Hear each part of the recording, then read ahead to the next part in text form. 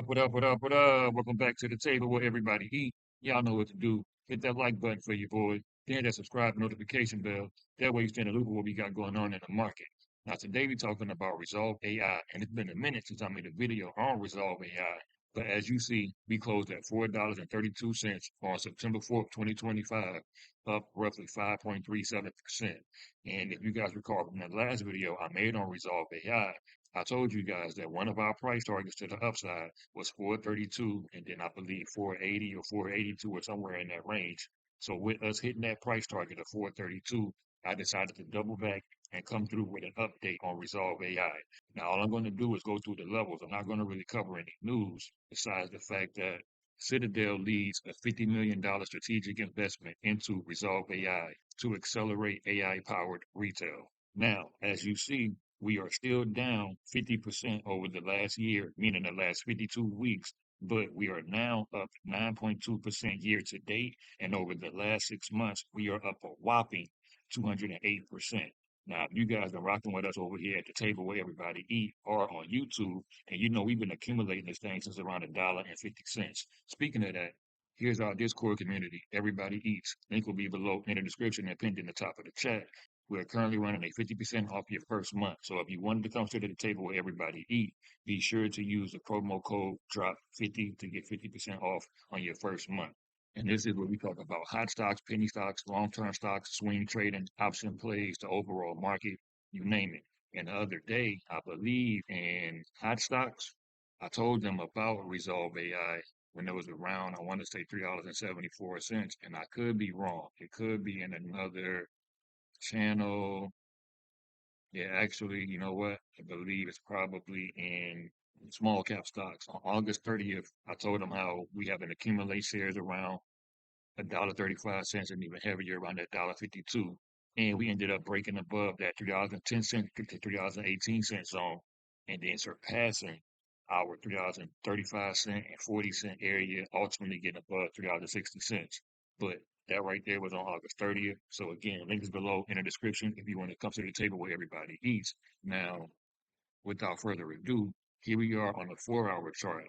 And as you see, here is that range we had between 310 and roughly 318. But on here, I got 310 to that 329 line in the sand, which is the area I wanted to get above. And off rip, you see right here on this massive candle we got right here on the 4-hour chart, that is where the 50 SMA broke above this downtrend line that we had going on for a while. Not a while, but for a little bit back here. But also, this area coincides with the MACD crossing above the signal line and the momentum. The buyers have been in heavy ever since then. Now, I believe that article about Citadel was somewhere in July, to be honest with you. Yeah, I think it was around here. And as you see, after that news dropped, the stock actually pulled back into our sniper fair value gap. But once we reclaimed that 297 and held above that in a tight range of motion right here, going between the 297 and that trend line, we ended up getting a little tight, breaking above, coming back in, but we held that zone, came over, up, my bad, and it ended up spiking up. So from there in that spot on, we knew that we had something here, especially if you look on the 4-hour chart. Let's zoom in a little bit though. You see we got this candle right here, where the wick actually treated this area right here as support around that 341.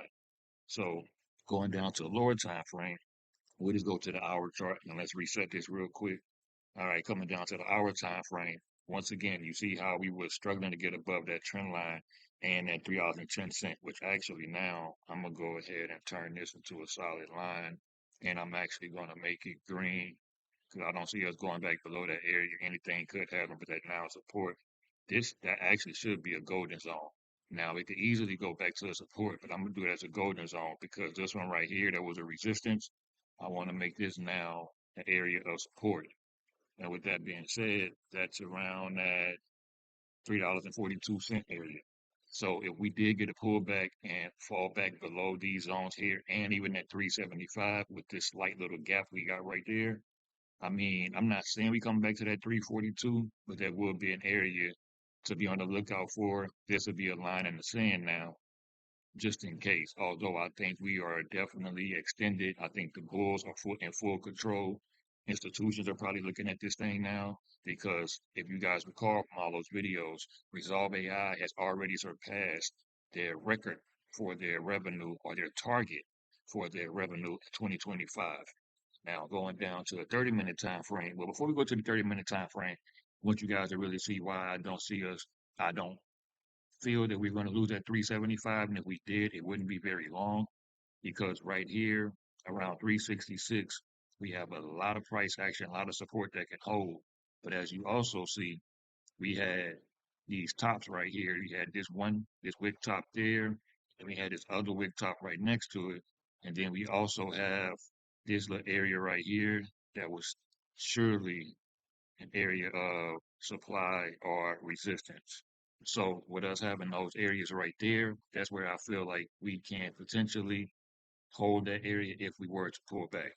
Now, although we already have our levels and know what we're looking for, I still want to bring us to the 30-minute time frame because now we can see clear as day how that 375 area held up all right here basically as an area of resistance.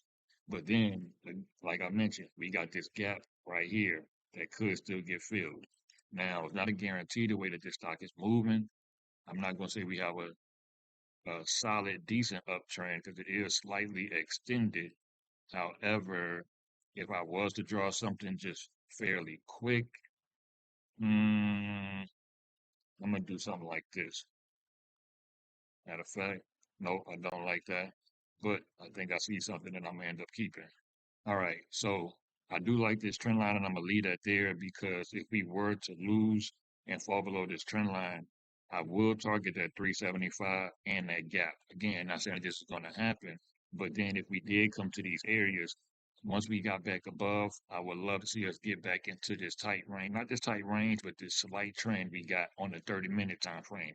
Because again, this is a lower time frame, and lower time frames don't give us much I guess you could say proof of concept or whatnot on the lower time frame, like an hourly or the 2 hour, the 4 hour, the daily or weekly will.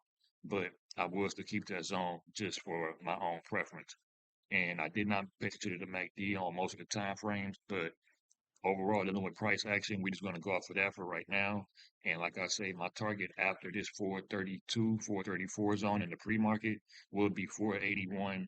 And next, I believe, is 530. Ultimately, I'm looking for $6.30 to really reassess, take a lot of profits off the table and things of that nature, and just go from there.